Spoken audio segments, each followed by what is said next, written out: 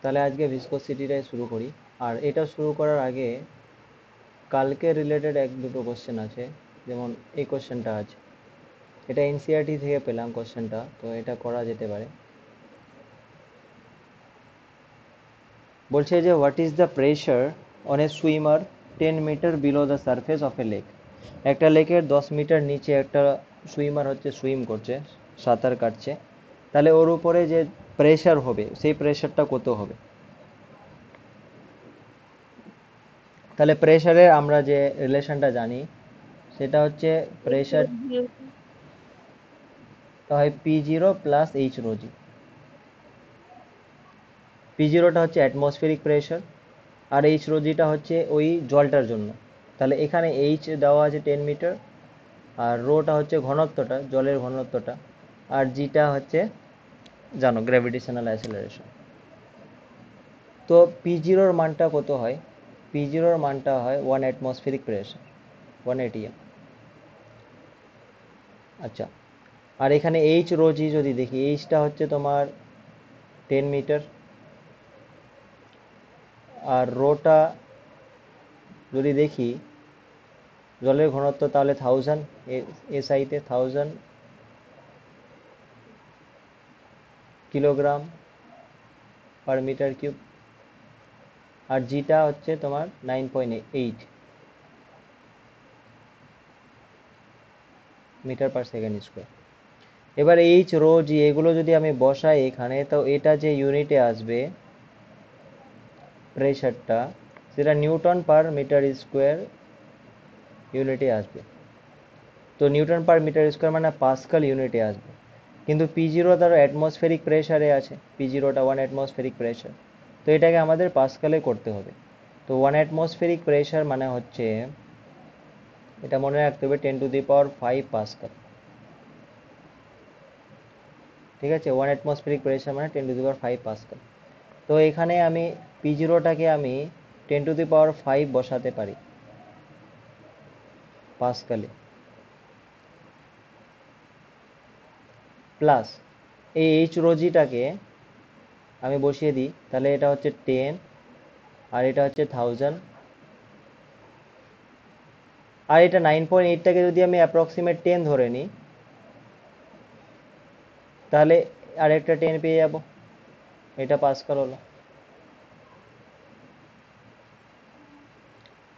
তাহলে এখানে কত হচ্ছে, 10⁵ পাস্কাল, প্লাস এখানেও 10⁵, এটাও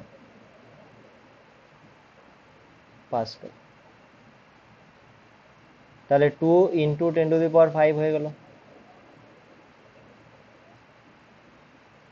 তাহলে টোটাল যে ওর উপরে প্রেশার পড়বে ওই সুইমারটার উপরে, ওটা হচ্ছে এত পাস্কাল। বা অ্যাটমসফেরিক প্রেশারে যদি বলি, 10⁵ মানে 1 অ্যাটমসফেরিক প্রেশার, তাহলে 2 ইন্টু 10⁵ মানে 2 অ্যাটমসফেরিক প্রেশার।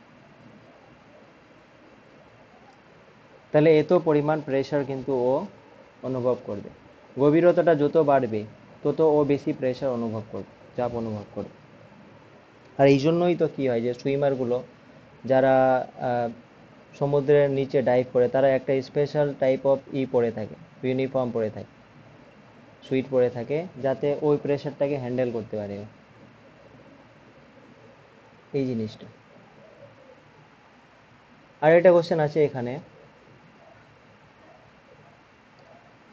বলছে যে the density of the atmosphere at sea level is 1.29 kilogram per metre cube. মানে অ্যাটমসফিয়ারটা, এটা ধরো আমাদের আর্থ সারফেসটা, তাহলে এই সি লেভেলে হচ্ছে ডেন্সিটিটা বলে দিয়েছে, অ্যাটমসফিয়ারের ডেন্সিটিটা বলে দিয়েছে, রোটা। বলছে assume that it does not change with altitude. বলছে যে তুমি উচ্চতার সাথে সাথে ডেন্সিটিটার পরিবর্তন হচ্ছে না ধরে নাও, আসলে হয়, কিন্তু এখানে ধরে নিতে বলছে যে হচ্ছে না, যদি না হয় আর কি, তাহলে then how high would the atmosphere extend. তাহলে বলছে অ্যাটমসফিয়ারটা কত দূর অবধি তাহলে থাকতো, যদি ডেন্সিটির পরিবর্তন না হতো, তাহলে অ্যাটমসফিয়ারের হাইটটা কত দূর অবধি হতো। তাহলে ধরে নাও যে অ্যাটমসফিয়ারের হাইটটা এইচ অবধি হতো। তাহলে এইচ অবধি যদি হতো, তাহলে ওই এইচ উচ্চতার জন্য প্রেশার পড়তো, তাই না? ওই এইচ উচ্চতার জন্য প্রেশারটা পড়তো।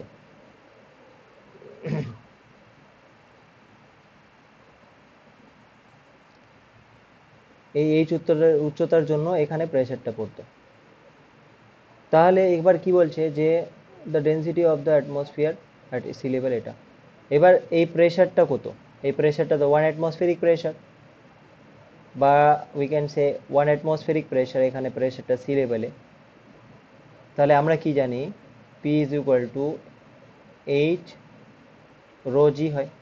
তাহলে এখানে পিটা যেটা, সেটা তো অ্যাটমসফেরিক প্রেশার, তাহলে এটা 1 atmospheric প্রেশার, বা পাস্কালে করলে 10⁵ পাস্কাল। এইচটা কত? এইচটাই বের করতে হবে। তাহলে এইচটা আমরা জানি না, এইচটা বের করতে হবে। রোটা বলে দিয়েছে, ডেন্সিটিটা ওটা বলছে 1.29 এসআইতে, আর জিটা ধরে নাও তুমি 10 ধরে নাও। তাহলে এইচটা কত হবে? এইচ ইজ ইকুয়াল টু হবে 10 আর 10⁴, মানে 10⁵ আর কি, 10⁴ হয়ে যাবে, একটা 10 কেটে গেলে, বাই 1.29 এতো। বা এটাকে আমরা বলতে পারি, এটা মিটারে, তো এতো মিটারে আসবে।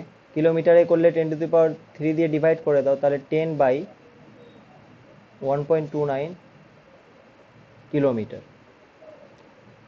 এটা যদি করা হয় তো অ্যাপ্রক্সিমেট ইকুয়াল টু 8 কিলোমিটারের মতো আসবে।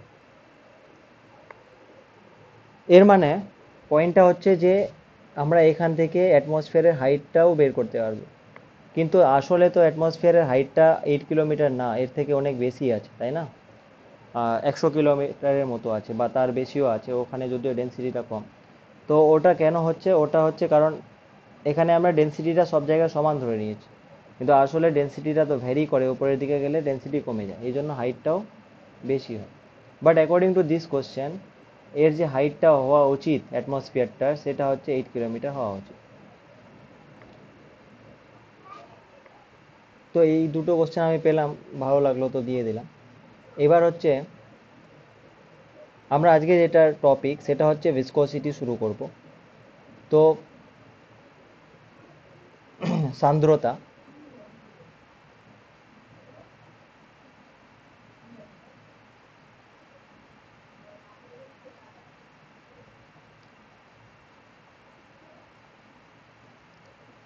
তো ভিসকোসিটি বা সান্দ্রতা যে জিনিসটা, ওটা পড়ার আগে আমাদের কিছু টার্মিনোলজি জানা উচিত। যেমন হচ্ছে যদি আমি বলি ফ্লুইড, এটা আমি আগেও বলেছি, ফ্লুইড বা প্রবাহী।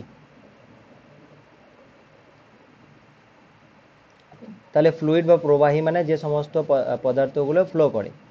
তাহলে এগুলোর মধ্যে কি হতে পারে? লিকুইড হতে পারে, গ্যাস হতে পারে, তো এইটা। আচ্ছা, ফ্লুইডগুলো যে আছে, প্রবাহীগুলো, তাহলে এগুলো প্রবাহ হয় বা এগুলো ফ্লো করে, তাই না? প্রবাহ হয়। তো এই প্রবাহটা জেনারেলি দুই ধরনের আমরা হতে পারে। একটা তো হচ্ছে যে যে ফ্লুইডটা আছে, সেই প্রবাহটা একটা হচ্ছে ল্যামিনার হতে পারে, আগে টার্মগুলো বলে দিচ্ছি, ল্যামিনার। আর একটা হচ্ছে টার্বিউলেন্ট।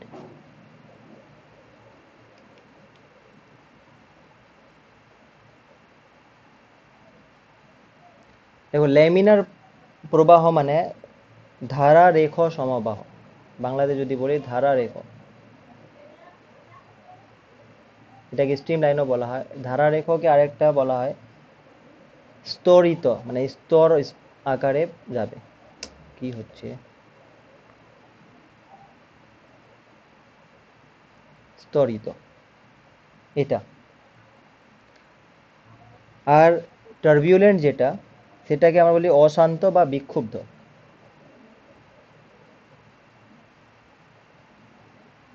বিক্ষুব্ধ বা অশান্ত প্রবাহ।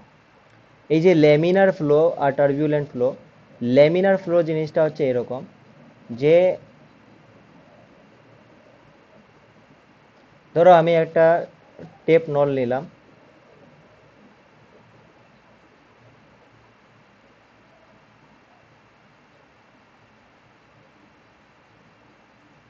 এবার এই টেপ নলটা যদি আমি খুলি, আস্তে আস্তে খুলি, তাহলে এই জলটা দেখবে একদম স্মুথলি পড়ে নিচের দিকে, স্মুথলি পড়ে, কোনো হয় না। কিন্তু যখনই আমি এটার স্পিডটা বাড়িয়ে দেবো ফুল, তখন দেখবে যে এটা ছিটকায়, এদিক ওদিক যায়। কিন্তু যতক্ষণ অবধি মানে যে স্পিড অবধি এটা স্মুথলি ফ্লো হচ্ছিল, তাহলে ওইটাকে আমরা বলছি ল্যামিনার ফ্লো।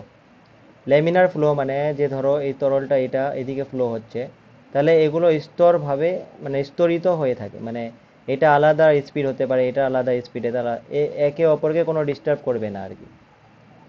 এইভাবে যদি ফ্লো হয় পার্টিকেলগুলোর, তাহলে ওগুলোকে আমরা বলি ল্যামিনার ফ্লো। তাহলে টার্বিউলেন্ট ফ্লো কি হবে? এটা তো হলো ল্যামিনার, তাহলে টার্বিউলেন্ট কি হবে? উল্টো, বিক্ষুব্ধ, বুঝতেই পারছো, বিক্ষুব্ধ। মানে ধরো কোনো পার্টিকেলটা এইদিকে যাচ্ছে, কোনো পার্টিকেল এইদিকে যাচ্ছে, কোনো সোজা যাচ্ছে, কোনো এইদিকে, কোনো এইদিকে যাচ্ছে, বাট এইভাবে যাচ্ছে। যেমন ধরো সমুদ্রের ঢেউটা যখন একদম সাইডে বিচের দিকে আসে, তখন ওটা টার্বিউলেন্ট ফ্লোর এক্সাম্পল হয়ে যেতে পারে। বা নর্মালি একটা পাইপ দিয়ে জল যাচ্ছে, একদম স্মুথলি যাচ্ছে, তাহলে ওটা একটা লেমিনার ফ্লো হতে পারে। এর মানে লেমিনার ফ্লোটা কখন সম্ভব? যদি স্পিডটা কম থাকে, পার্টিকেলগুলোর স্পিড কম থাকে।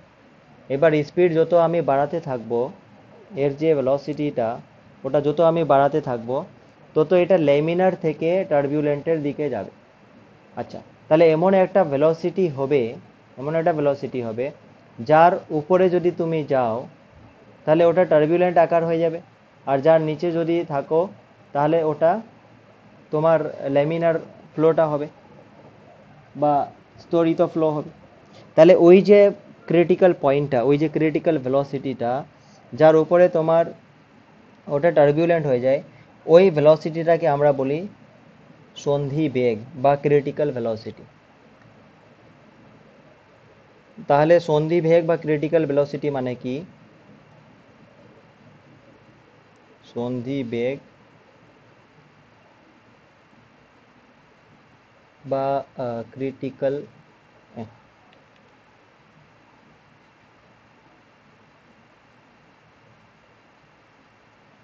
ভেলোসিটি।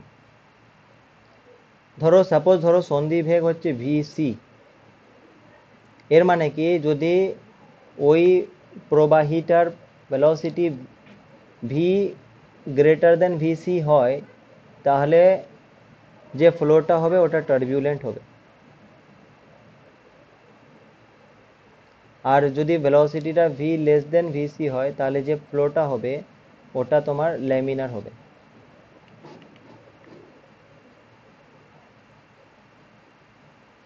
ল্যামিনার ফ্লো হবে বা স্তরিত ফ্লো হবে। তাহলে ওই যে ক্রিটিক্যাল পয়েন্টটা, ওই যে ক্রিটিক্যাল ভেলোসিটিটা, তো ওটাকে আমরা বলছি যে সন্ধিবেগ বা ক্রিটিক্যাল ভেলোসিটি বলছি।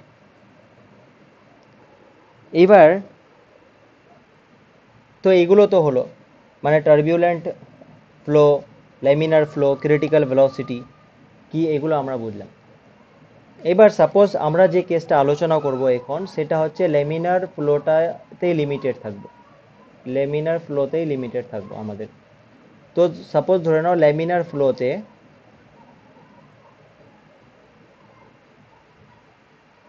কোনো একটা তরল মুভ করছে।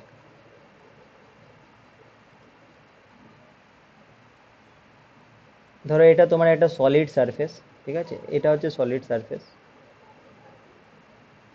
এবার এই সলিড সারফেসের উপরে তরল হচ্ছে মুভ করছে, এইভাবে করে মুভ করছে,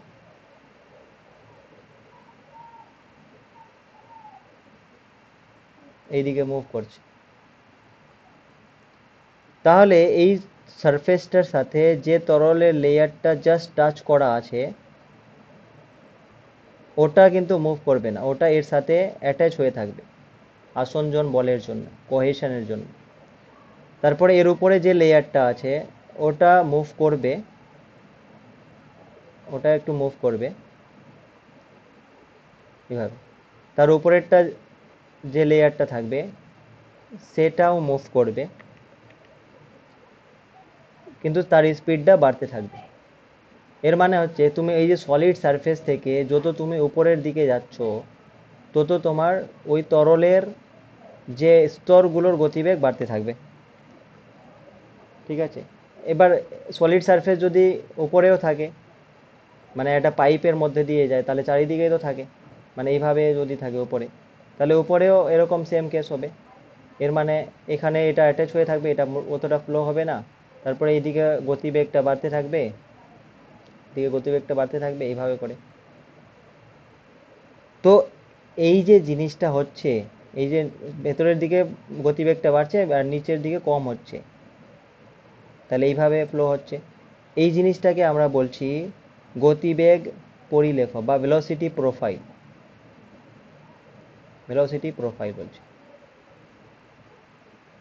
তাহলে ভেলোসিটি প্রোফাইল থেকে আমরা কি জানতে পারছি, যে যে সলিড সারফেসের সাথে যে তরলের লেয়ারটা স্তরটা লেগে থাকে সেটার কোনো ভেলোসিটি থাকে না, আর যত তুমি ভেতরের দিকে যাচ্ছ তো ভেলোসিটি বাড়তে থাকে, ভেলোসিটিটা বাড়তে আছে।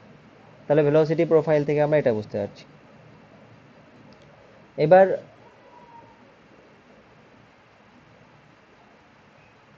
এবার হবে কি, সাপোজ ধরো যে এটা তোমার সলিড পোর্শনটা, এবার ধরো একটা লেয়ার এটা, মানে এটা জলের লেয়ার এটা, আর একটা লেয়ার হচ্ছে এটা। ঠিক, তো সাপোজ ধরে নাও যে এইটা যে আছে এটা এক্স ডিস্টেন্স দূরে আছে, মানে সলিড লেয়ার থেকে এক্স ডিস্টেন্স দূরে আছে, আর উপরের যে লেয়ারটা আছে ওটা এক্স প্লাস ডিএক্স ডিস্টেন্স দূরে আছে, মানে এইটা হচ্ছে তোমার ডিএক্স। এটা খুব কাছাকাছি আছে, এখানে ড্রয়িং এর জন্য আমি একটু দূরে দেখিয়েছি এটা। আচ্ছা, তাহলে এটার যদি ভেলোসিটি ভি হয়, নিচেরটার ভেলোসিটি যদি ভি হয়, তাহলে উপরেরটা নিশ্চয়ই একটু বেশি ভেলোসিটি হবে, কারণ আমরা দেখেছি যে সলিড সারফেস থেকে যত দূরে যাও তত তোমার ভেলোসিটিটা বাড়তে থাকে। তাহলে এটা হলো ভি প্লাস সামথিং আরও কিছু হবে, তাহলে ভি প্লাস ডিভি ধরে নাও, ডিভিটা হচ্ছে স্মল ভেলোসিটি। এই জিনিসটা হলো, এবার পয়েন্ট হচ্ছে যে এই দুটো লেয়ার তো লাগালাগি আছে, তো এই উপরের লেয়ারটা আমি নাম্বার দিয়ে দিচ্ছি, এটা 1 নাম্বার লেয়ার বলছি, এটা 2 নাম্বার লেয়ার বলছি। তাহলে 1 নাম্বার লেয়ারটা ভেলোসিটি বেশি, 2 নাম্বার লেয়ারটা ভেলোসিটি কম। তো কি হবে, যে এই 1 নাম্বার লেয়ারটা যখন মুভ করবে, 2 নাম্বার লেয়ারটা একে যেতে দিবে না, একে বাধা দিবে, কারণ এর ভেলোসিটি কম না, তো একে বাধা দিবে।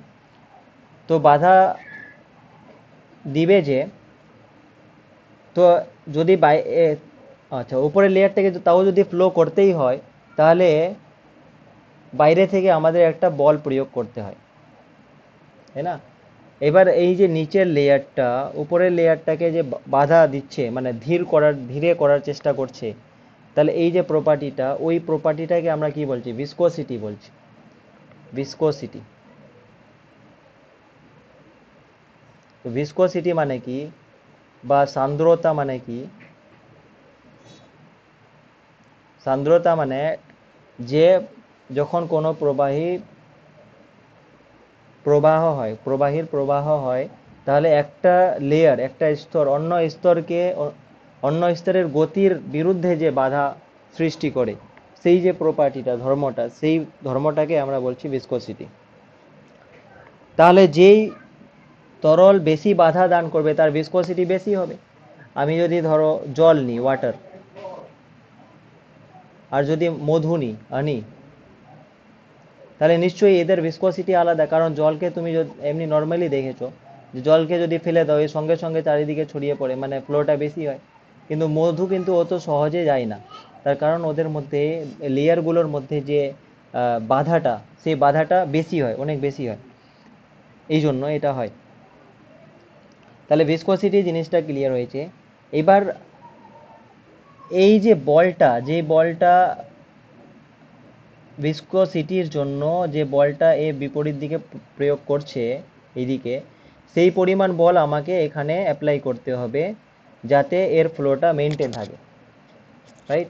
এবার পয়েন্ট হচ্ছে যে এটা এক্সপেরিমেন্টালি দেখা গেছে যে এই যে বলটা, সেই বলটা কার উপরে নির্ভর করে, সেই বলটা নির্ভর করে 1 নাম্বার হচ্ছে যে উপরের লেয়ারটা যে আছে তার ক্ষেত্রফলের উপরে, তার ক্ষেত্রফলের উপরে,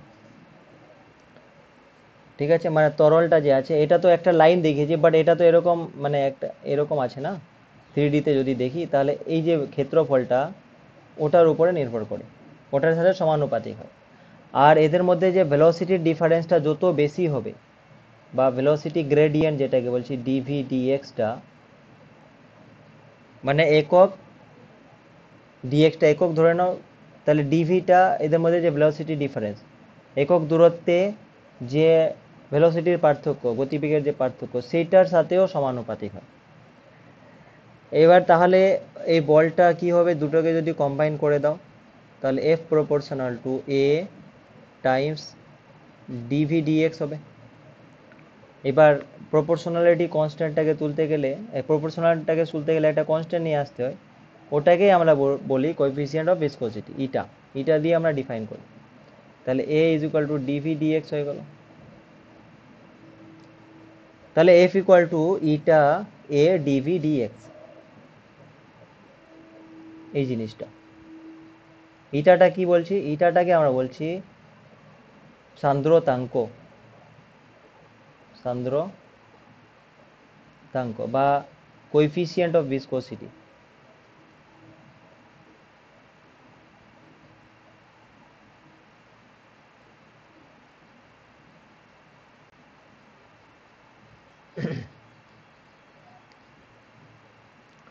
এবার তাহলে কোএফিসিয়েন্ট অফ ভিসকোসিটিটা কি দাঁড়ালো, যদি আমি ইটার মানটা বের করি এখান থেকে, তাহলে এফ উপরে আছে, নিচে হবে এ, আর ডিভি ডিএক্স। এবার এটার যদি ডেফিনেশন দিতে হয় কোএফিসিয়েন্ট অফ ভিসকোসিটিটার, সান্দ্রতাঙ্কের, তাহলে কি করব, সবগুলো ইউনিট ধরে নেব, এটাও ইউনিট ধরে নাও, ঠিক আছে, ডিভিটাও ইউনিট ধরে নাও, ডিএক্সটাও ইউনিট ধরে নাও, তাহলে এটা ইটা ইকুয়াল টু এফ হয়ে গেল। তাহলে আমরা কি এভাবে বলতে পারবো না যে একক দূরত্বে অবস্থিত, মানে ডিএক্সটা 1 দিয়ে ধরে নিয়েছো, তাহলে একক দূরত্বে অবস্থিত, ঠিক আছে, দুটি তরল স্তরের মধ্যে একক ভেলোসিটির পার্থক্যের জন্য বা একক আপেক্ষিক গতিবেগ বজায় রাখতে, ঠিক আছে, একক আপেক্ষিক গতিবেগ বজায় রাখতে তোমার প্রতি একক ক্ষেত্রফলে, ঠিক আছে, এটা 1 করে দিয়েছো না, তাহলে প্রতি একক ক্ষেত্রফলে যে পরিমাণ বল প্রয়োগ করতে হয়, ঠিক আছে, এই গতিবেগটা বজায় রাখার জন্য যে পরিমাণ বল তোমাকে অ্যাপ্লাই করতে হয়, সেই পরিমাণ বলই কি হবে, তার সান্দ্রতাঙ্ক বলবো, সেই তরলটার সান্দ্রতাঙ্ক বলবো। এবার এই যে যে পরিমাণ বল যে বলছি, এইটা সব তরলের ক্ষেত্রে আলাদা আলাদা, কারণ সব তরলের ক্ষেত্রে তো ভিসকোসিটিটা আলাদা আলাদা, এই জন্য বলটাও তোমাকে বাইরে থেকে যেটা প্রয়োগ করবে সেটা আলাদা আলাদাই হবে, এই জিনিসটা। ওকে, তাহলে ডেফিনেশনটা বোঝা গেছে কোএফিসিয়েন্ট অফ ভিসকোসিটির।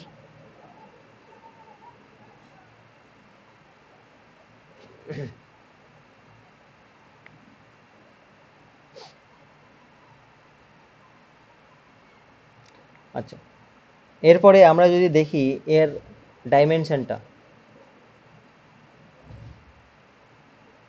বা মাত্রা, তাহলে ডাইমেনশনটা ইজিলি বের করা যাবে। যে আমরা কি দেখলাম, F is equal to eta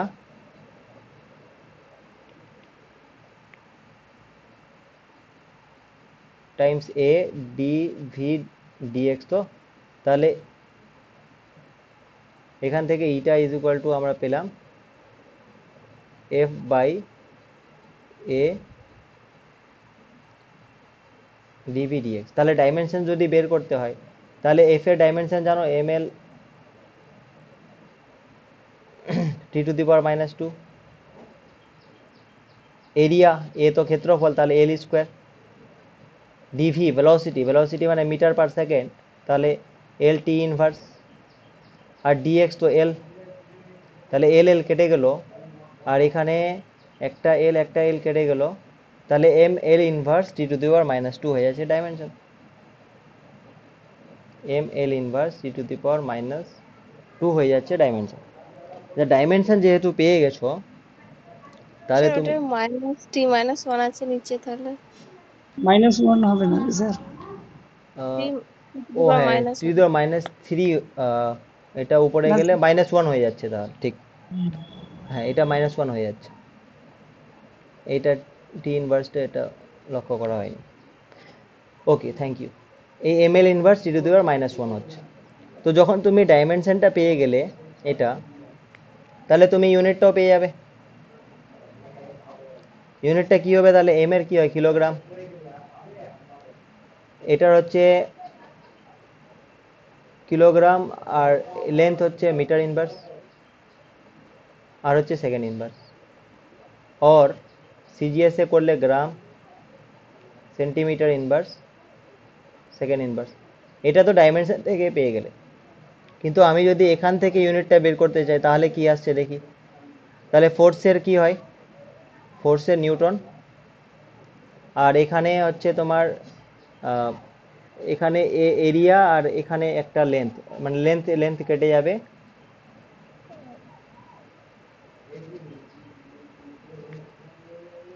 R লেন্থের square হয়ে যাবে, আর নিচে সেকেন্ডে উপরে চলে গেলো, তাহলে newton second per metre square, per metre square. বা যদি আমি দেখি এখানে dyne second per centimetre square, এই জিনিসটাও হবে যদি ফোর্সের ইউনিটে রাখতে চাই আর কি। Newton second per metre square বা dyne centimetre per second square. এবার এই যে dyne centimetre, dyne second per centimetre square যে জিনিসটা, এটা তো সিজিএস এ। তো এই সিজিএস এ যে ইটার যে ইউনিটটা যেটা হচ্ছে, এটাকে আমরা বলছি পয়েস, বলছি পয়েস, ঠিক আছে? এর মানে হচ্ছে 1 পয়েস, বা ক্যাপিটাল পি দিয়ে বলা হয় অনেক সময়, 1 poise is equal to 1 dyne second per centimetre square. এবার এটাকে যদি নিউটনে করা হয়, তাহলে 1 ডাইন মানে 10⁻⁻5 নিউটন, আর সেকেন্ডটা সেকেন্ডই থাক, সেন্টিমিটারকে মিটারে করলে 10⁻² দিয়ে গুণ করতে হয়, কিন্তু এটা ইনভার্স আছে, তাহলে 10⁻+2, স্কোয়ার আছে 10⁻4 হবে, তাহলে এটা newton second per metre square হয়ে গেল। আচ্ছা, নিউটন পার মিটার স্কোয়ার মানে আবার কি? Pascal. Newton per metre square মানে কি? প্রেশারের ইউনিট, যেটা পাস্কাল হয়। তো এটাকে আমি পাস্কাল সেকেন্ডও বলতে পারি, মানে এই জিনিসটাকে আমি পাস্কাল সেকেন্ডও বলতে পারি। তো এবার এটা হয়ে গেল তোমার 10⁻⁻1 পাস্কাল সেকেন্ড। তো 1 poise is equal two 10⁻⁻1 Pascal second. বা মনে রাখার সুবিধার ক্ষেত্রে আমরা এইভাবে মনে রাখতে পারি যে 1 Pascal second is equal two 10 poise, এটা মনে রাখতে পারি। এগুলো কিসের একক? এগুলো হচ্ছে তোমার কোএফিসিয়েন্ট অফ ভিসকোসিটি বা সান্দ্রতাঙ্কের একক, এই জিনিসটা। আচ্ছা, আর কয়েকটা ফ্যাক্ট আছে যে ফ্যাক্টগুলো মনে রাখা উচিত। যে এই যে সান্দ্রতাঙ্ক আছে ইটাটা, এটা প্রেশারের উপরে কি প্রভাব করে? প্রেশার। তাহলে নর্মালি প্রেশার বাড়ালে কি হওয়া উচিত? যে সান্দ্রতাঙ্ক বাড়া উচিত, তাই না? মানে যদি তুমি প্রেশারটা বাড়াও, তাহলে সান্দ্রতাঙ্কের মানটাও বাড়া উচিত, কারণ প্রেশার বাড়াচ্ছ, চাপ দিচ্ছ, এর মানে কি? ভিসকোসিটিটা বাড়ার কথা। এটা নর্মালি হয়, এটা জেনারেলি, সাধারণত। সাধারণত কেন বলছেন? এর মানে কোনো এক্সেপশন আছে কি? ইয়েস, বাট জলের ক্ষেত্রে, ইন কেস অফ ওয়াটার, এটার এক্সেপশন আছে। জলের ক্ষেত্রে তুমি যদি প্রেশার বাড়াও, তাহলে ভিসকোসিটিটা কমে, আরও বাড়ে না। এটা হলো প্রেশারের প্রভাব। আর টেম্পারেচারের প্রভাব একটা জটিল রিলেশন আছে, বাট এমনি মনে রাখবে যে যদি টেম্পারেচার বাড়াও, ঠিক আছে, টেম্পারেচার যদি বাড়াও তাহলে তরলের ক্ষেত্রে সান্দ্রতা কমে, ইটাটা কমবে, টেম্পারেচার বাড়ালে ইটাটা কমবে, এটা লিকুইডের ক্ষেত্রে, ঠিক আছে। গ্যাসের ক্ষেত্রে আমরা আলোচনা করছি না, গ্যাসের ক্ষেত্রে সান্দ্রতা বাড়বে কারণ তুমি টেম্পারেচার বাড়ালে ওদের মলিকুলগুলোর মধ্যে র্যান্ডম মোশনটা আরও বাড়ে, তো ওটা কমে, এই জন্য আমি লিকুইড লিখে দিলাম ব্র্যাকেটে, এই জিনিসটা। আচ্ছা, এর আগে আমি একটা বললাম যে ক্রিটিক্যাল ভেলোসিটি, তাই না? তো ক্রিটিক্যাল ভেলোসিটি মানে এমনি ডেফিনেশনটা তখন বলেছিলাম যে ওটা কি ছিল, ক্রিটিক্যাল ভেলোসিটি মানে যে ভেলোসিটিটার উপরে ফ্লোটা টার্বিউলেন্ট হয়ে যায় আর তার নিচে থাকলে ল্যামিনার ফ্লো হয়। এবার পয়েন্ট হচ্ছে যে এই যে ক্রিটিক্যাল ভেলোসিটিটা আমি বলছি, তাহলে এরকম কি যে সাপোজ ধরো কোনো একটা তরলের ক্ষেত্রে critical velocity 100 metre per second, তাহলে 100 মিটার পার সেকেন্ডের উপরে একটু যদি হয়ে যায় 100.01 হয়ে গেল, তাহলে কি টার্বুলেন্ট হয়ে যাবে, মানে সুইচের মতো কাজ করবে কি, অন অফ অন অফ, ওরকম তো হবে না, এখানে নিশ্চয়ই তাহলে একটা ট্রানজিশন হবে, তাই না? ট্রানজিশন হবে, এর মানে এটা ভ্যারি করে। তো ওই জিনিসটার জন্য আমরা একটা রেনল্ড নাম্বার নিয়ে আসবো এখন, ওটা আমরা একটু দেখি।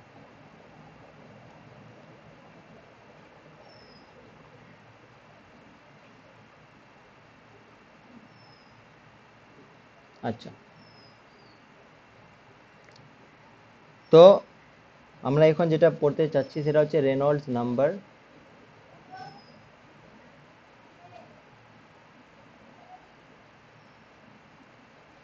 And critical velocity.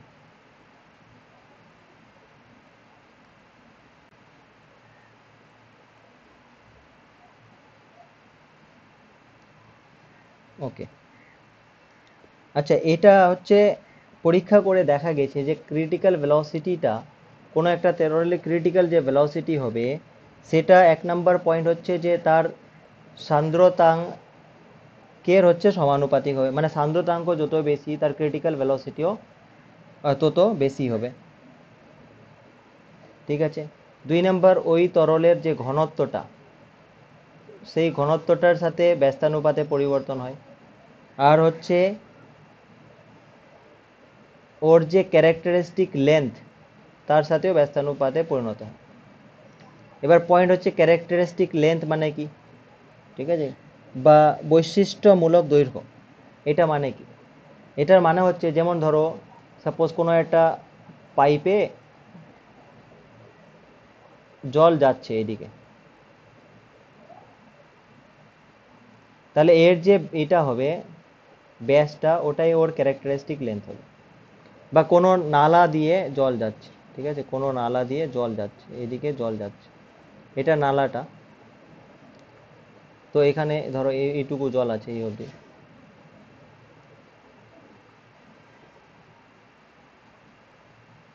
এইভাবে, তো এই যে জল আছে তাহলে এখানে ক্যারেক্টারিস্টিক লেন্থ কোনটা হবে, এই যে এর প্রস্থটা, এটা হবে ক্যারেক্টারিস্টিক লেন্থ।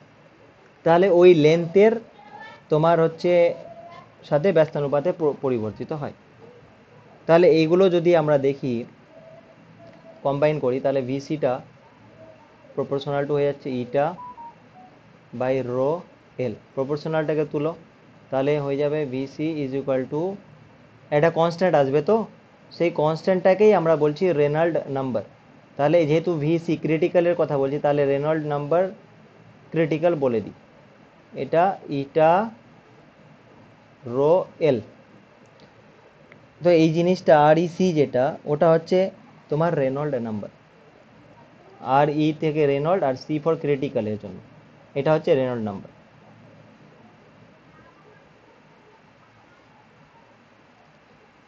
এবার পরীক্ষা টরীক্ষা করে অবজারভেশন করে দেখা গেছে এই নাম্বারের ভ্যালুটা আসে 2300।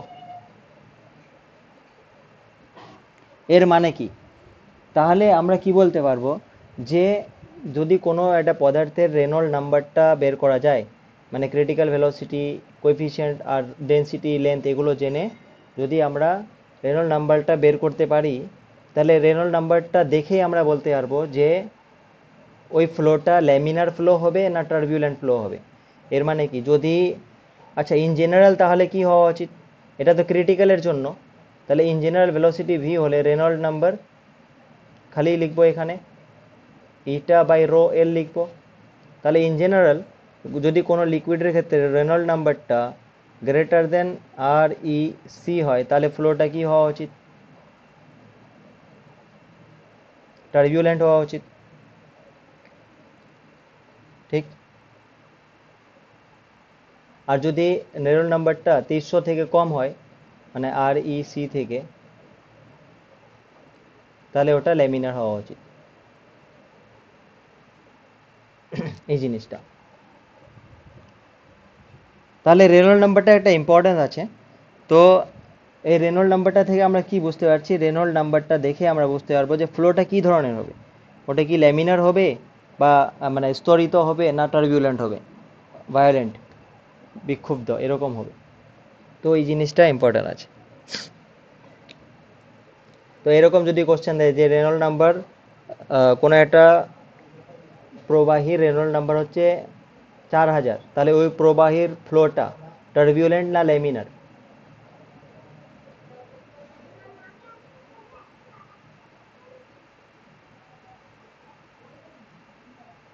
ধরো কোনো একটা প্রবাহের রেনল্ড নাম্বার বলে দিয়েছে 4000, তাহলে ওটার প্রবাহটা কি ধরনের হবে, ল্যামিনার হবে, শান্ত হবে না অশান্ত হবে, টার্বিউলেন্ট অশান্ত হবে। অশান্ত হবে। তাহলে রেনল্ড নাম্বারটা একটা ইম্পর্টেন্স আছে।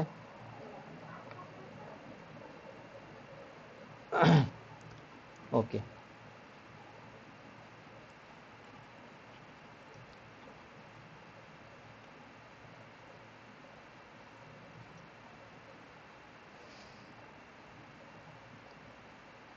আচ্ছা রেনল্ড নাম্বারের যদি আমরা ডাইমেনশনটা আলোচনা করি, তাহলে কি দাঁড়াচ্ছে দেখো।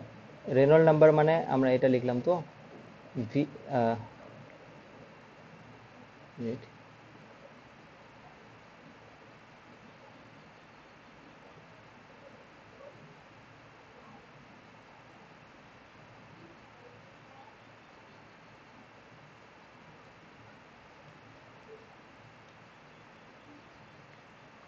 V equal to R E eta by rho L, তাহলে V is equal to Reynold number. Sir হ্যাঁ বলো। বলছে এই মুকুল রায়ের বইতে রেলর নাম্বারটা দিয়েছে 1500-র বেশি হলে অশান্ত হবে। অশান্ত হবে। হুম। And দেখো আমি বলছি, মানে এটা যে ভ্যালুটা বলা আছে না 2300, এটা হচ্ছে এক্সপেরিমেন্টাল ভ্যালু। এবার এটা এক্স্যাক্ট তো 23-র পরে 2301 হলেই কি টার্বিউলেন্ট হয়ে যাবে, ওরকম না। মানে এটা এইভাবে কনসিডার করা হয় জেনারেলি, যে তুমি ধরো 2000 থেকে যদি কম হয়, 2000 থেকে যদি কম হয় রেনল্ড নাম্বারটা, তো ওটাকে তুমি ল্যামিনার কনসিডার করবে। আর যদি 3000 থেকে বেশি হয় তাহলে টার্বিউলেন্ট কনসিডার করবে রেনল্ড নাম্বারটা। আর 2000 থেকে 3000-এর মধ্যে যে জিনিসটা হয় ওটা ট্রানজিশন হয়। মানে একটা, মানে এটা তো সুইচ অন অফের মতো না, না যে তুমি সুইচ অফ করলে অফ হয়ে গেল, বাল্বটা অন করলে অন হয়ে গেল, ওরকম না। এটা ট্রানজিশন হবে, তো ওই ট্রানজিশনটার জন্য রেনল্ড নাম্বারটা এই ভেরিয়েশনটা। জেনারেলি 2000 থেকে কম হলে ওটা ল্যামিনার কনসিডার করবে, 3000 থেকে বেশি হলে টার্বিউলেন্ট, মানে একদম টার্বিউলেন্ট এখানে। আর এখানে পুরো ল্যামিনার বিশুদ্ধ, মানে স্তরিত। আর ট্রানজিশন হচ্ছে 2000 থেকে 3000-এর মধ্যে ট্রানজিশনটা কনসিডার করা। এই যে ভ্যালুটা, এটা তো একটা এক্সপেরিমেন্টাল ভ্যালু বের করে দেখেছে আর কি, কিন্তু ইন জেনারেল হচ্ছে এই জিনিসটা একটু মনে রাখবে তাহলে, ঠিক আছে। ওখানে একটা ভ্যালু বলে দিয়েছে, ঠিক আছে 1500 বলে দিয়েছে, কোনো অসুবিধা নেই। ওটা 2000 থেকে কমই হচ্ছে না 1500টাও।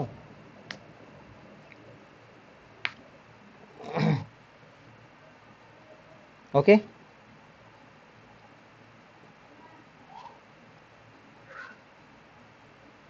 তাহলে R e is equal to আমাদের কি পাচ্ছি, velocity rho L by eta.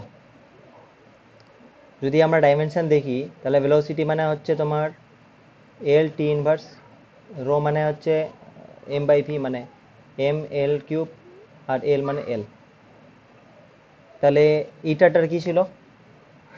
M L inverse T inverse, M L inverse T inverse. তাহলে টি ইনভার্স কাটলো, এখানে এটা -3 হবে। এল এল এল স্কোয়ার এখানে কেটে যাবে, এটা একটা এল ইনভার্স থাকবে ওটা, আর এটা কেটে গেল পুরোটা, আর এম কেটে গেল, তাহলে সব মিলে 1 হয়ে গেল। তাহলে রেনল্ড নাম্বারটার কোনো ডাইমেনশন নেই আর কি, তাহলে রেনল্ড নাম্বার ডাইমেনশন লেস।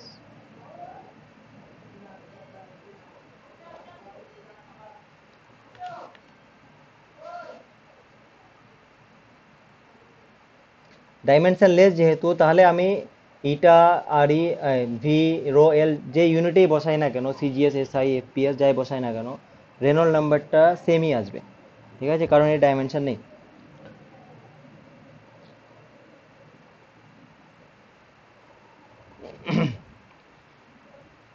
ওকে,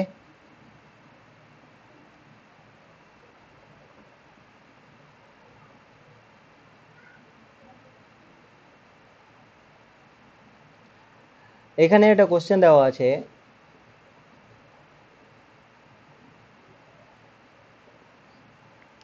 বলছে যে 100 সেন্টিমিটার স্কোয়ার ক্ষেত্রফলের একটি প্লেট 2 মিলিমিটার পুরু রেড়ির তেলের উপরে রাখা আছে, মানে একটা তেল আছে,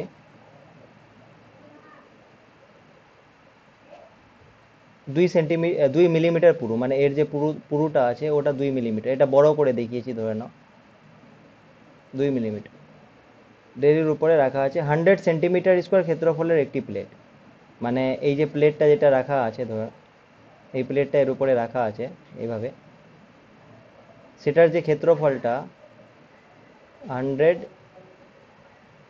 সেন্টিমিটার স্কোয়ার। আচ্ছা, এর সান্দ্রতাঙ্ক বলে দিয়েছে, সান্দ্রতাঙ্ক 15.5 পয়েস। পয়েস মানে কি? পয়েস মানে সিজিএসে বলে দিয়েছে, আর মিলিমিটার এটা সেন্টিমিটার সিজিএসই আছে।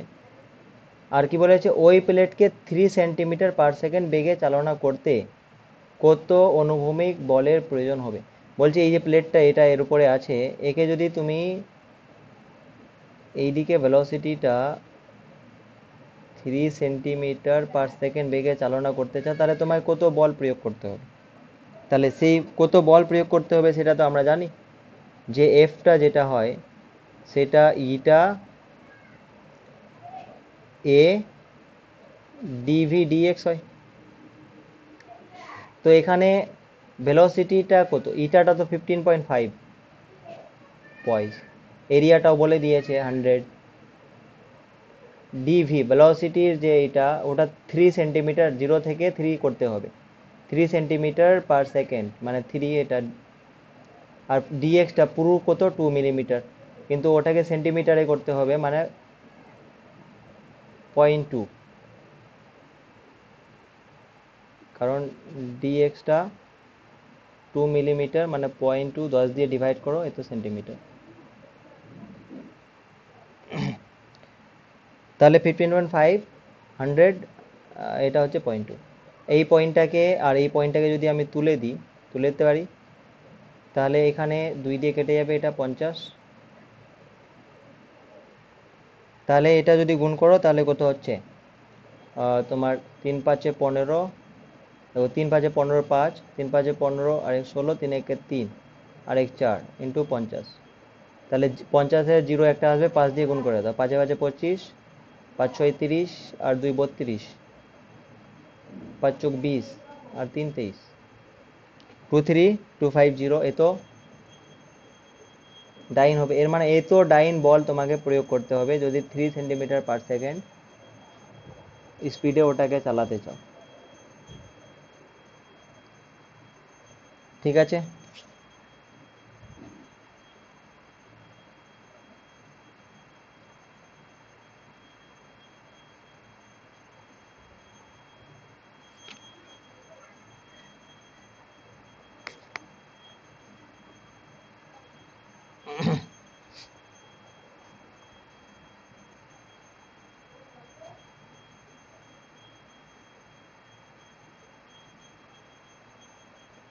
আচ্ছা, এরপরে আমরা যে টপিকটা পড়ব, যদি আমরা সিলেবাসটা দেখতে যাই,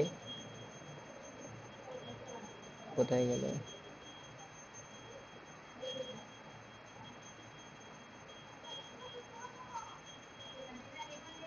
তাহলে এখানে দেখো ডেফিনেশন, ঠিক আছে, ডাইমেনশন,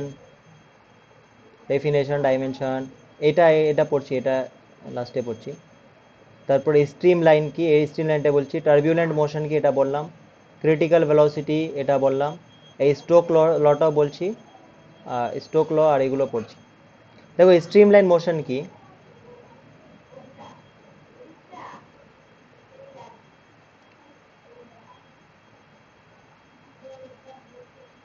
স্ট্রিম লাইন মোশনটা বলছি।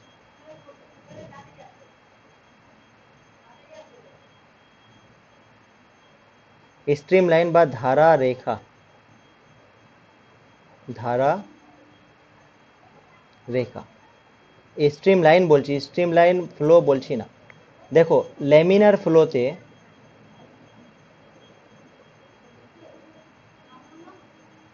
বা ধারা রেখ প্রবাহতে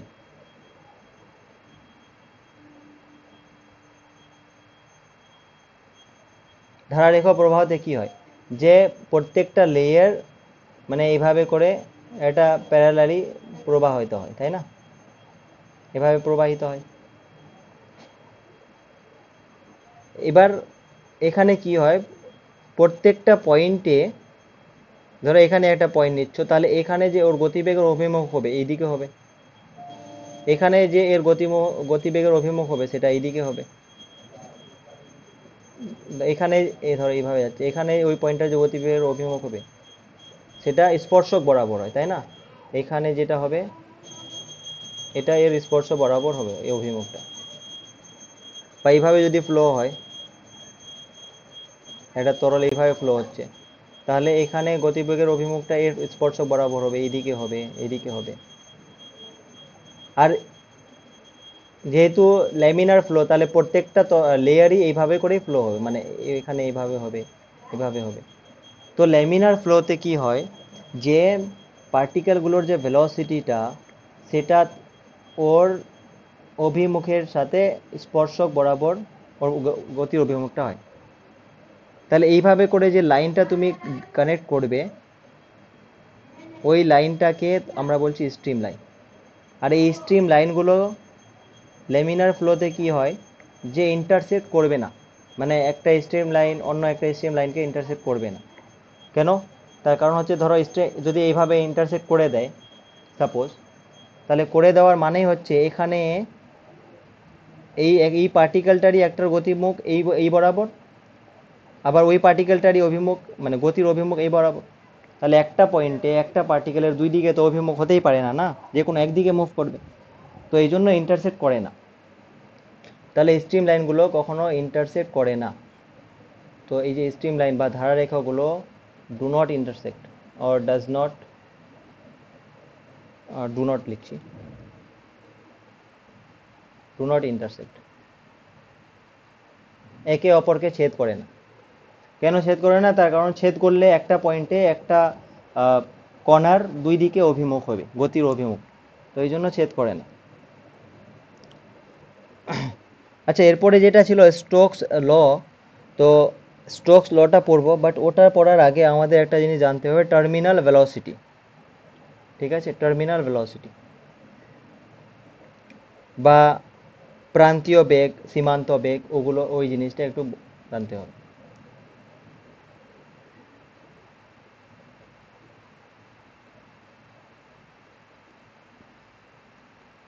টার্মিনাল ভেলোসিটি বা সীমান্ত বেগ, প্রান্তীয় বেগ।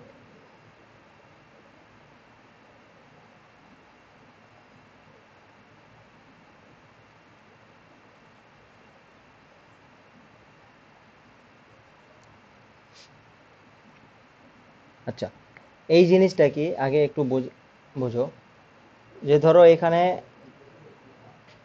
একটা কন্টেইনার আছে,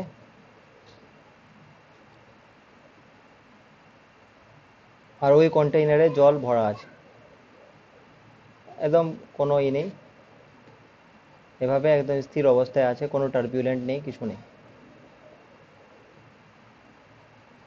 এবার কোনো একটা বস্তুকে, ধরো কোনো একটা গোলককে যদি আমি এখানে ছেড়ে দিই, এভাবে এনে আমি ছেড়ে দিলাম, ঠিক আছে,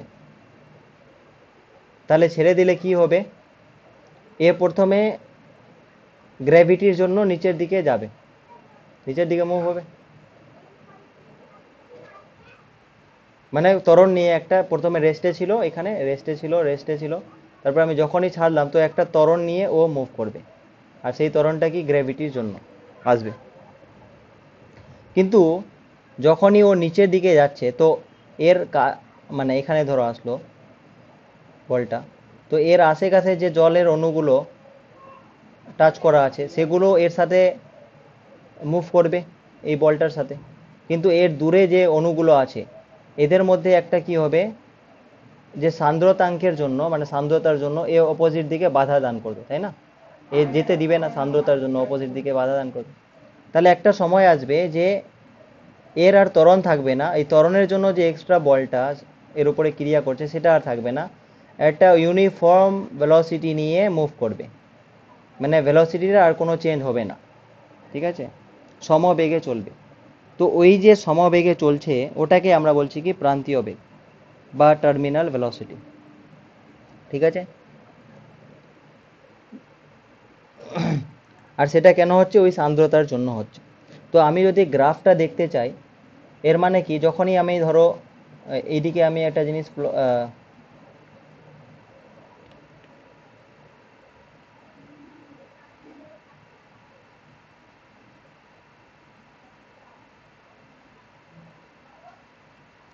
ধরো এইদিকে আমি টাইম প্লট করছি আর এইদিকে ধরো ভেলোসিটি প্লট করছি, তাহলে ধরো টাইমটা যখন স্টার্ট করলাম জিরোতে তখন তো রেস্টেই ছিল, তো আমি রেস্টে ভেলোসিটিটা, কিন্তু যখনই আমি ছেড়ে দিলাম তখন কি ভেলোসিটিটা বাড়তে থাকবে।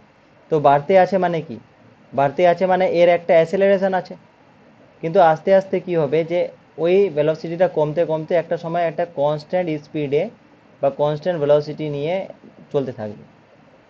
তো এই যে কনস্ট্যান্ট ভেলোসিটি নিয়ে চলতে আছে এটাকে আমরা বলছি কি, এর ভ্যালুটাকে মানে এখানে যদি সোজা টেনে দিই এদিকে, তাহলে এই যে ভেলোসিটিটা এটাকে আমরা বলছি টার্মিনাল ভেলোসিটি বা প্রান্তীয় বেগ, সীমান্ত বেগ, ঠিক আছে, এটাকে বলছি প্রান্তীয়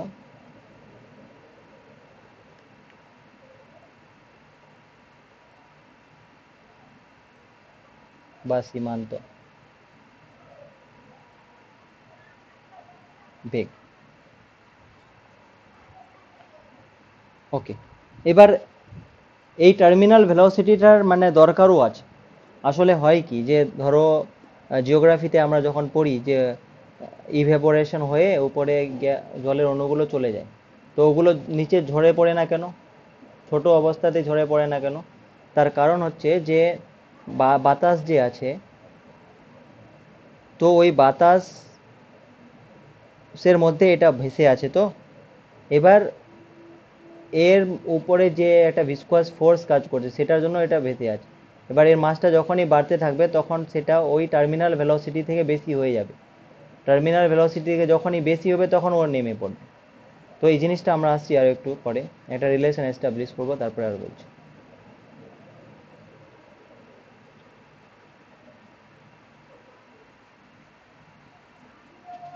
আচ্ছা, তো এবার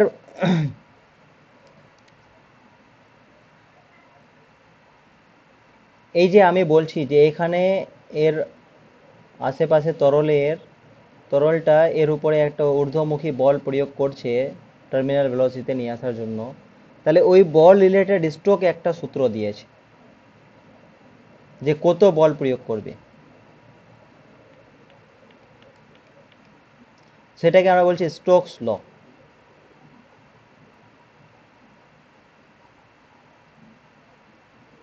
সো স্টোকস কি বলছে, যে যদি আর ব্যাসার্ধের একটি ক্ষুদ্র গোলক, মানে এই গোলকটার ব্যাসার্ধ যদি আমি আর নিই, যে গোলকটাকে আমি ছাড়বো সেই ব্যাসার্ধটা যদি আর ধরে নিই, তাহলে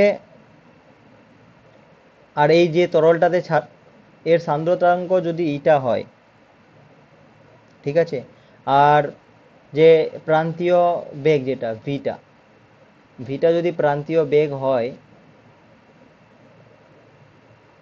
এখানে যে ভেলোসিটিটা সেটা যদি ভি হয়, মানে টার্মিনাল ভেলোসিটি হয়,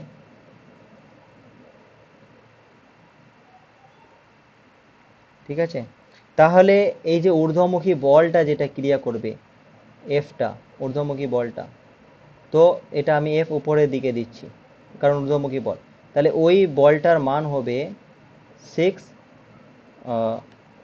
পাই ইটা আর আর ভি। ইটাটা ওই তরলটার হচ্ছে তোমার সান্দ্রতাঙ্ক, আর হচ্ছে ওই যে বস্তুটাকে ছেড়েছো তার যে গোলকটাকে ছেড়েছো তার রেডিয়াসটা, ব্যাসার্ধটা, আর ভিটা হচ্ছে ওর সীমান্ত বেগটা। তো এই রিলেশনটা একটু রাখতে হবে, মনে রাখতে হবে। এই যে রিলেশনটা, এটাকে আমরা বলছি স্টোকস ল, ঠিক আছে। এবার এটা স্টোকস এস্টাবলিশ করেছিল। এবার ওই এই রিলেশনটা যখন এস্টাবলিশ করেছিল, তো কিছু অ্যাজাম্পশন ধরে নিয়েছিল যে এরকম এরকম ফ্লুইডটা হতে হবে।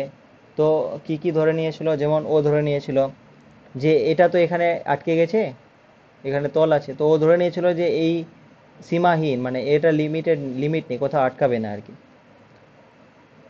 তারপরে হচ্ছে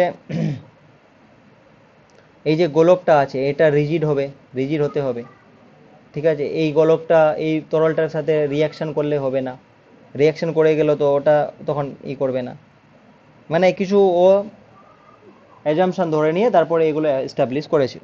আমাদের অত কিছু জানার দরকার নেই, আমরা শুধু এই রিলেশনটা মনে রাখবো। আর এটা মনে রাখবো যে এই যে বলটা কাজ করছে সেটা ঊর্ধ্বমুখী কাজ করছে, আর এই বলটার জন্য ও টার্মিনাল ভেলোসিটিতে রিচ করছে।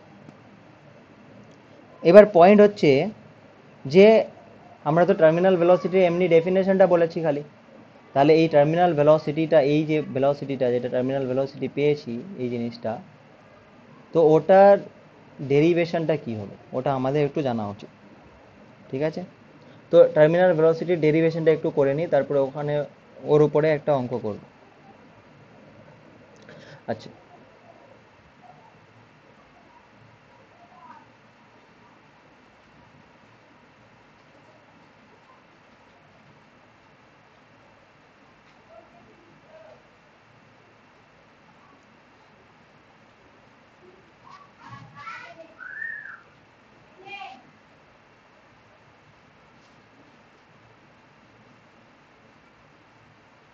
আচ্ছা, এই গোলকটার হচ্ছে তোমার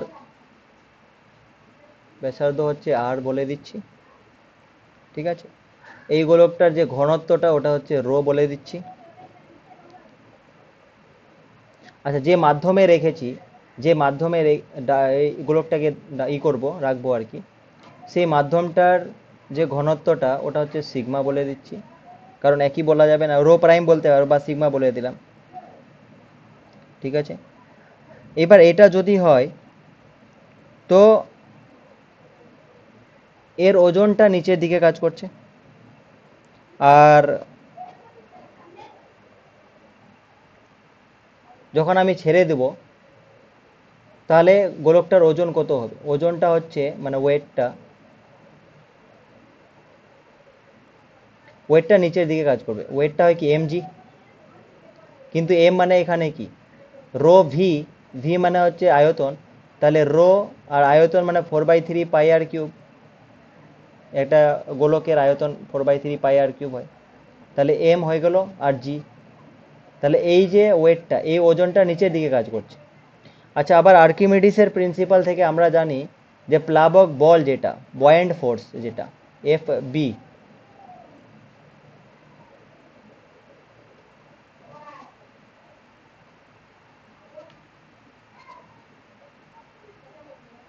বয়েন্ট ফোর্সটা উপরের দিকে কাজ করবে, সেটা কত হবে, সেটা এর দ্বারা অপসারিত তরলের ওজনের সমান হবে। তাহলে অপসারিত তরলের ওজন কত হবে, ওটার জন্য সিগমা, ঘনত্বটা এম জি না, তাহলে সিগমা, আর ওর ভলিউমটা তো এর ভলিউমের সমান, তাহলে 4/3 পাই আর কিউব জি। কিন্তু তাও তো বস্তুটা নিচের দিকে যাচ্ছে, এর মানে রেজাল্টেন্ট ফোর্স যেটা ওটা নিম্নমুখী হবে, ঠিক আছে। তাহলে গোলকের উপর লব্ধি নিম্নমুখী বল, তাহলে resultant downward force, resultant downward,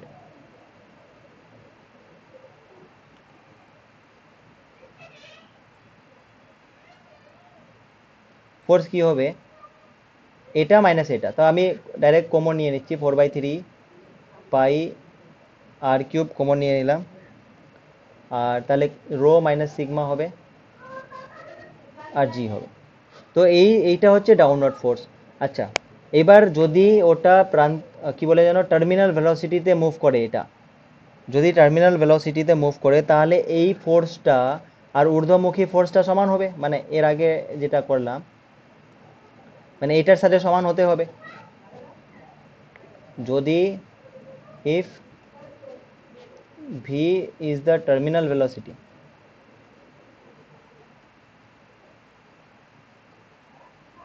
তাহলে অ্যাকর্ডিং টু স্টোকস ল, তাহলে স্টোকস ল কি বলছে, যে ঊর্ধ্বমুখী বল যেটা, সেটা হয় 6 পাই ইটা আর ভি, আর সেইটা এর সাথে সমান হতে হবে, তাহলে টার্মিনাল ভেলোসিটি নিয়ে ও মুভ করবে। 4/3 পাই আর কিউব রো মাইনাস সিগমা জি। তাহলে এখানে দেখো পাই আর পাই কাটছে, একটা আর কাটছে, ঠিক, 2 দিয়ে কাটো এটা। তাহলে এখানে যদি আমি দেখি ভি এর ভ্যালুটা বের করতে চাই, ভিটা টার্মিনাল ভেলোসিটিটা, তাহলে সেটা কত হচ্ছে, এখানে 2 আর 3 যা 9, তাহলে 2/9, এখানে একটা আর স্কোয়ার থেকে যাচ্ছে, 2/9 আর স্কোয়ার, এখানে রো মাইনাস সিগমা জি, আর এইদিকে হচ্ছে তোমার ইটাটা থেকে যাচ্ছে, নিচে হচ্ছে ইটা, তাহলে এইটা হচ্ছে টার্মিনাল ভেলোসিটির মানটা হয়।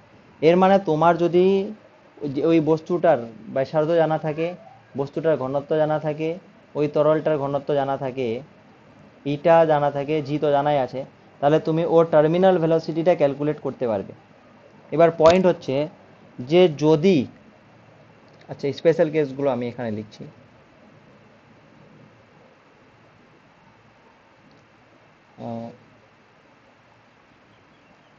কি আছে, v equal to 2/9 r square, এটা তো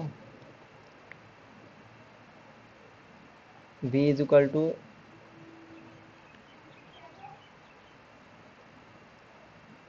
2/9 r square rho minus sigma g by ইটা।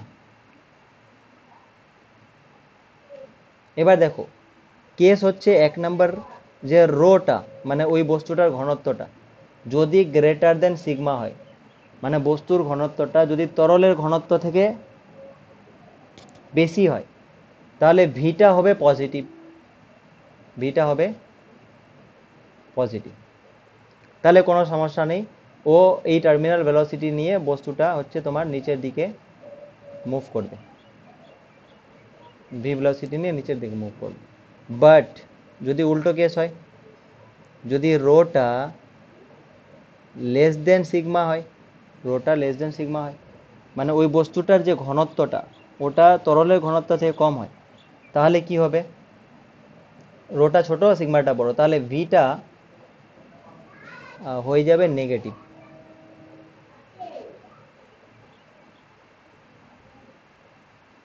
ভিটা হয়ে যাবে নেগেটিভ। আচ্ছা, নেগেটিভ টার্মিনাল ভেলোসিটি মানে কি, তখন বস্তুটা নিচের দিকে নামবে না, তখন বস্তুটা কি হবে, উপরের দিকে উঠবে, এইদিকে, নেগেটিভ ভি মানে। তো এটাও হয়, আর এটার এক্সাম্পলও আছে আমাদের জানা, যেমন ধরো এমনি কি হয়, যে জল তুমি যদি গরম করো,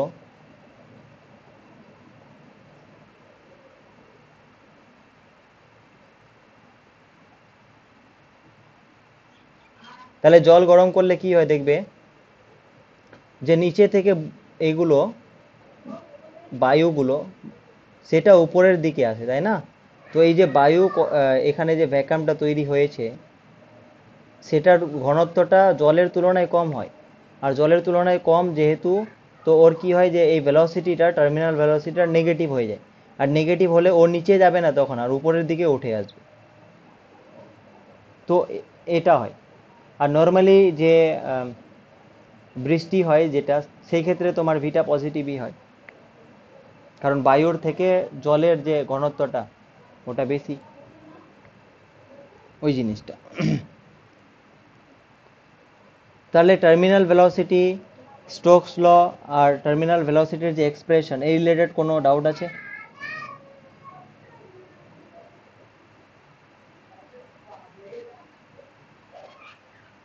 না স্যার। ও আছে কি নেই, ওর তো কথাই শোনা যাচ্ছে না। হ্যাঁ স্যার আছি। আসো তো, কোথাও ডাউট থাকলে আছি। জিজ্ঞেস করবে আবার। আছি স্যার। ঠিক আছে। আচ্ছা, এখানে তাহলে এই রিলেটেড একটা অঙ্ক করা যাক।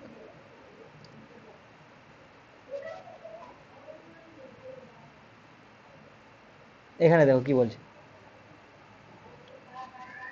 0.35 মিলিমিটার ব্যাসার্ধের একটি বর্ষার জলবিন্দু 1 মিটার পার সেকেন্ড বেগে বাতাসের মধ্য দিয়ে পড়ার সময়, তাহলে এখানে ব্যাসার্ধটা বলে দিয়েছে,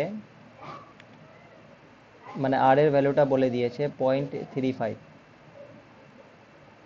mm, 1 মিটার পার সেকেন্ড বেগে বাতাসের মধ্য দিয়ে পড়ছে, তাহলে ভেলোসিটিটা বলেছে 1 মিটার পার সেকেন্ড।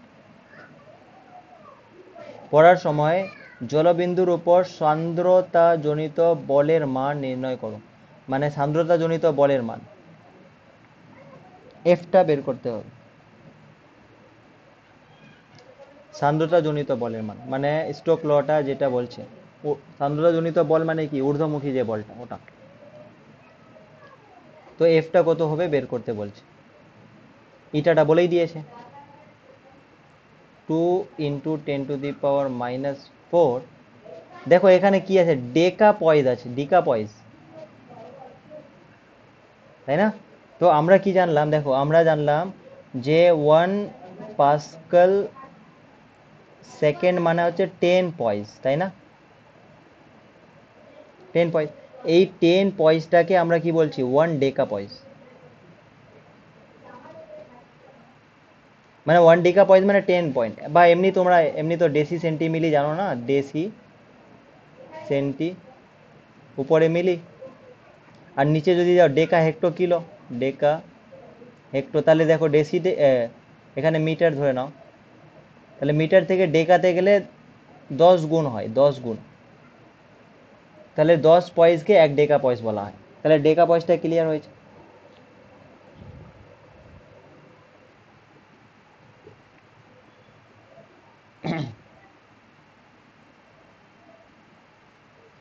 ওকে, তো এর মানে কি, এ তো ডেকা পয়েস মানে 1 ডেকা পয়েস মানে 1 পাস্কাল সেকেন্ড, বোঝা গেছে? কারণ 1 পাস্কাল সেকেন্ড মানে 10 ডেকা পয়েস না, তো আর 10 পয়েস, 10 পয়েস মানে 1 ডেকা পয়েস, তাহলে 1 ডেকা পয়েস মানে 1 পাস্কাল সেকেন্ড, মানে এই ডেকা পয়েস যে দেওয়া আছে ওটা এর মানে পাস্কাল সেকেন্ডেই দেওয়া আছে ডেকা পয়েসটা। তো আমি এটা লিখতে পারি এখানে, সেমি 2 × 10⁻⁻⁴ পাস্কাল সেকেন্ড। এটাতে কোনো ডাউট আছে? পাস্কাল সেকেন্ড লিখতে পারি। না স্যার। ওকে, তো এবার দেখো তাহলে আমরা যদি সান্দ্রতাজনিত বল এফটা বের করতে চাই, তাহলে এফটা কি হয় এটা মনে রাখতে হবে, বললাম 6 পাই ইটা আর আর ভি।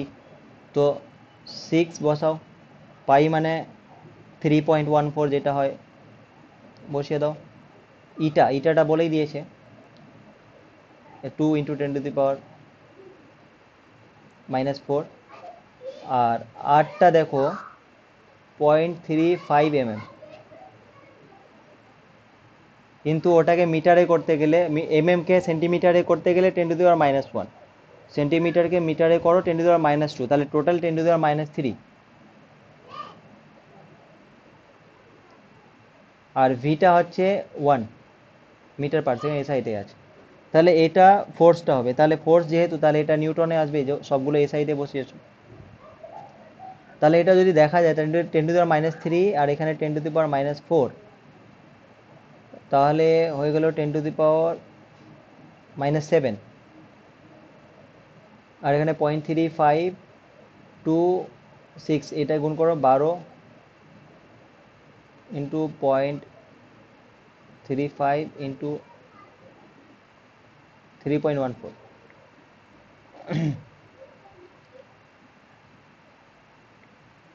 আচ্ছা, এটাকে যদি গুণ করা হয়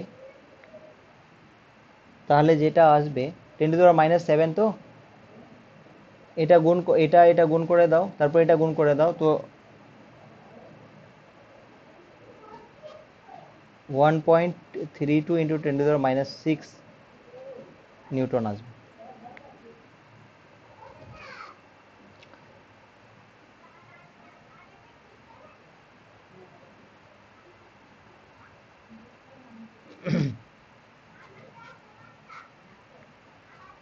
মানে আমরা সাইন্টিফিক নোটেশনে লিখতে চাই, তো সাইন্টিফিক নোটেশনে পয়েন্টের আগে একটা সংখ্যায় লিখতে হয়, তারপরে পাওয়ারে করে দিতে হয় সব,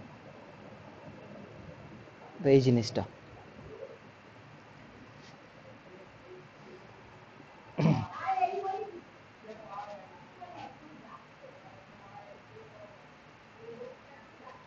তারপরে আরেকটা কোশ্চেন আছে, এখানে দেখো 0.95 গ্রাম পার সিসি সেন্টিমিটার কিউব ঘনত্ব, আর এত সেন্টিমিটার ব্যাসার্ধ বিশিষ্ট একটি তৈলবিন্দু বায়ুর মধ্যে দিয়ে পড়ছে। বায়ুর ঘনত্ব বলে দিয়েছে, সান্দ্রতাঙ্ক বলে দিয়েছে সিজিএসে, সব সিজিএসে দেওয়া আছে এখানে, মানে ইউনিটের কোনো মাথা ঘামানোর কিছু নেই। তৈলবিন্দুটির প্রান্তীয় বেগ নির্ণয় করতে বলছে, তো জাস্ট এটা কিছু নেই, মানে আমরা শুধু ওই প্রান্তীয় বেগের যে রাশিমালাটা ড্রাইভ করলাম ওই জিনিসটা ইউজ করবো এটা। তাহলে v ইজ ইকুয়াল টু 2/9, আমরা জানি v is equal to 2/9 r square rho minus sigma g by eta. তাহলে 2/9 আর স্কোয়ার, তাহলে ওটা 10⁻⁴ তার স্কোয়ার, তাহলে 10⁻⁸ হয়ে গেল। রো মাইনাস সিগমা, রোটা কি বস্তুটার ঘনত্ব, তাহলে ঘনত্বটা 0.95 গ্রাম পার সিসি, তাহলে 0.95, আর সিগমাটা কত 0.0013, তাহলে মাইনাস 0.0013, যেহেতু সিজিএসে তাহলে 980, আর নিচে ইটাটা হচ্ছে 181 আর ইন্টু 10⁻⁶।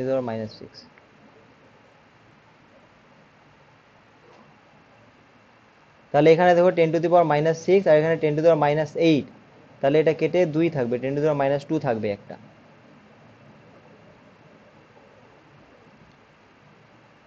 আর তাহলে কি ব্যাপারটা দাঁড়ালো, 2/9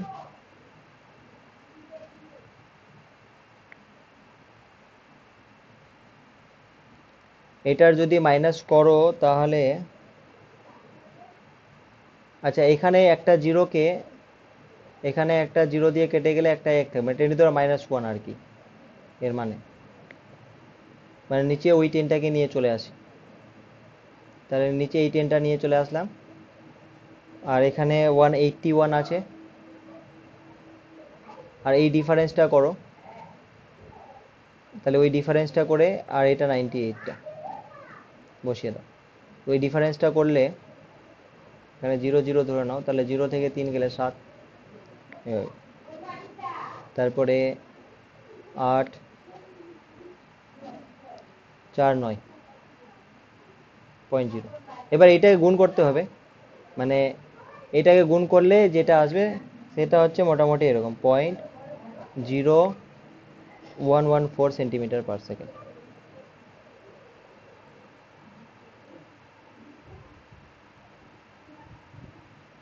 ওকে,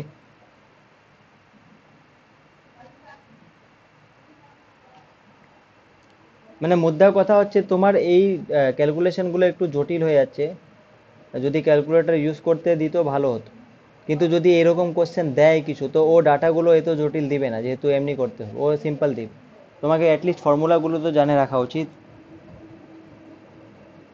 বা তোমার হয়তো কোশ্চেন দিল না, ম্যাথ দিল না, বাট তোমাকে জিজ্ঞেস করলো যে এই টার্মিনাল যে ভেলোসিটিটা আছে ওটা কার কার উপরে নির্ভর করে, প্রান্তীয় গতিবেগ বস্তুর কিসের কিসের উপরে নির্ভর করে। তো তুমি যদি এই ফর্মুলাটা জানা থাকে তোমার, তো তুমি বলতে পারবে যে কিসের কিসের উপর নির্ভর করে। আচ্ছা, ওই বস্তুটার ব্যাসার্ধের উপরে নির্ভর করে, তার ঘনত্বের পার্থক্যের উপরে নির্ভর করে, ঠিক আছে, সান্দ্রতাঙ্কের উপরে ব্যস্তানুপাতে নির্ভর করে। এই জন্য রিলেশনশিপটা জানা দরকার আছে, কারণ কোশ্চেন তো কীরকম দিবে তুমি জানো না, ঠিক আছে।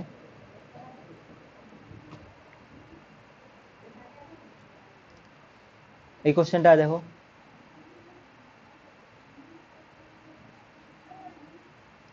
বলছে 1 সেন্টিমিটার ব্যাসার্ধ বিশিষ্ট একটি বায়ু বুদবুদ একটি দীর্ঘ তরল স্তম্ভের নিচ থেকে উপরে উঠছে। মানে এখানে উল্টো কেসটা হচ্ছে, মানে নেগেটিভ। দেখো নিচ থেকে উপরে উঠছে মানে কি, ভেলোসিটিটা নেগেটিভ ধরতে হবে, টার্মিনাল ভেলোসিটি যেটা।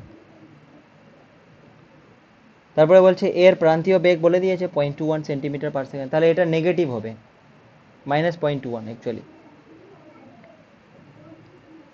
তাহলে তরলের সান্দ্রতাঙ্ক কত, আর ঘনত্ব দেওয়া আছে, সিজিএসেই দেওয়া আছে, সব দেওয়া আছে। তো আমরা কি জানি, আমরা তো সান্দ্রতাঙ্ক জানি না, তার টার্মিনাল ভেলোসিটির ব্যাপারটা জানি। তো ওটাই মনে রাখবো, v = 2/9 r² rho minus sigma g by eta. তাহলে ইটা যদি বের করতে হয় তাহলে কি হবে, সব সেমই থাকবে, ইটাটাকে এখানে নিয়ে আসো, ভিটাকে নিচে নিয়ে আসো।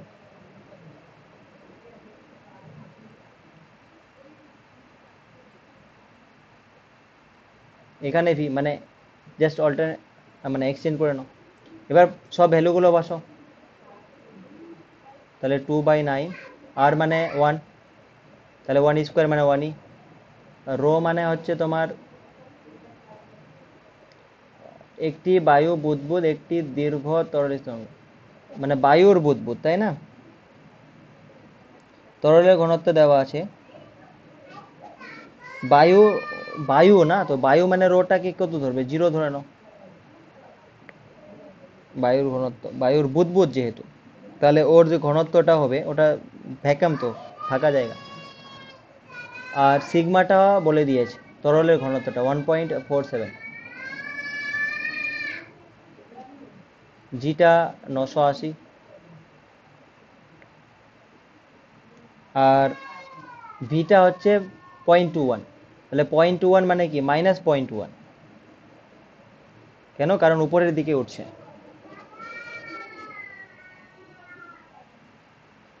এই জিনিসটা, তাহলে ব্যাপারটা দাঁড়ালো কি, 2/9, এটা হয়ে গেল, মাইনাস মাইনাস কেটে যাবে, ইন্টু 1.47 ইন্টু 980/0.1, এই জিনিসটা।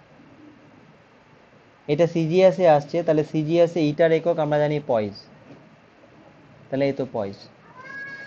তাহলে এটা যদি সিম্পলিফাই করা হয় তাহলে যেটা আসবে সেটা হচ্ছে 1524.4, 1524.4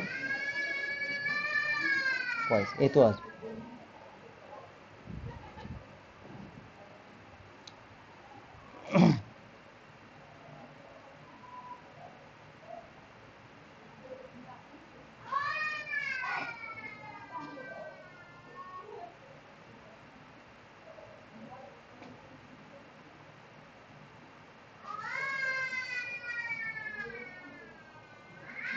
আচ্ছা, এবার দেখো আমরা যদি এখানে আসি, তো মোটামুটি সব হয়ে গেছে শুধু একটা ছাড়া, যে টার্বুলেন্ট মোশন, স্ট্রিম লাইন, ঠিক আছে, স্টোকস ল ভিসকোয়াস লিকুইডের ক্ষেত্রে, ক্রিটিক্যাল ভেলোসিটি, ডাইমেনশন ইউনিট সব হয়ে গেছে। শুধু এটা পিজুয়ালিস যে ইকুয়েশনটা আছে, Poiseuille's equation for flow of liquid in narrow tube, তাহলে এই জিনিসটা আমরা এখন পড়বো, ঠিক আছে, পয়জিওলিস ইকুয়েশন।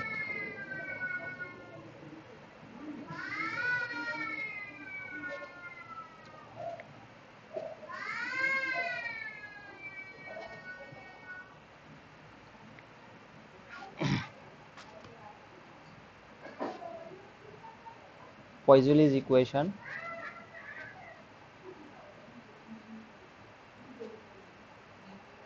এই জিনিসটা। আচ্ছা, এই কোয়েশ্চেনটা কি রিলেটেড ওটা আগে জানি।